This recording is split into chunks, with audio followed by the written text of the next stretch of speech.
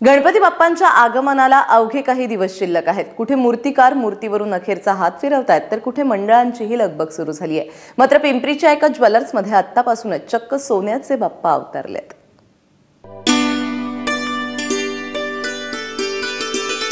सोन्याचं शस्त्र, सोन्याचं अस्त्र, सोन्याचीच गदा, सोन्याचाच मूषक, अवघे बाप्पा सोन्याचे।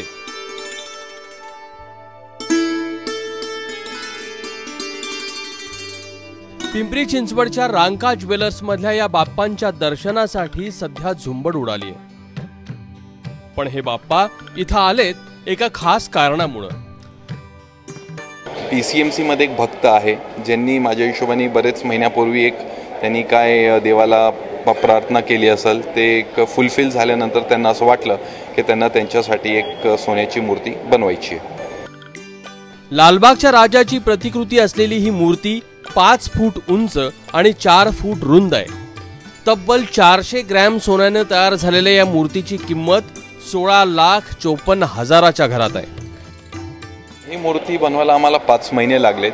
एक स्पेशल टेक्नॉलॉजीने बनवलेली वस्तू आहे। या टेक्नॉलॉजीला आम्ही फ्युजन टेक्नॉलॉजी म्हणतो आणि ही वस्तू थायलंडमध्ये बनवलेली आहे बिकॉज तिथं त्याची स्पेशल मशीन्स आहे, त्या मशीनद्वारे ही वस्तू बनवलेली आहे।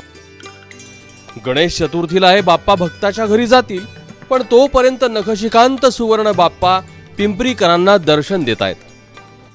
जो पॉजिटिविटी आ रही है उससे कि we feel that it is really good कि इतनी अच्छी मूर्ति देखते हो आप, अपने आप हाथ जुड़ जाते हैं भगवान जी के सामने। I think finishing end all इतना सही है कि किसी को एक्चुअली लगेगा नहीं कि इट्स डन बाय गोल्ड। मतलब इतना बारीक फिनिश भी गोल्ड में देना इट्स हार्ड। बेसिकली मूर्ति में नहीं दे सकते, इसमें देना इज काबिल तारीफ है। मतलब काफ़ी अच्छा है। सृष्टीच्या चराचरात देव आहे असं म्हणतात, पण तरीही भक्त देवाला मूर्तीत शोधतो। मग ती मूर्ती मातीची असो, चांदीची असो किंवा सोन्याची, पवित्र भक्ती महत्वाची। नाझिम मुल्ला, ABP माझा, पिंपरी चिंचवड।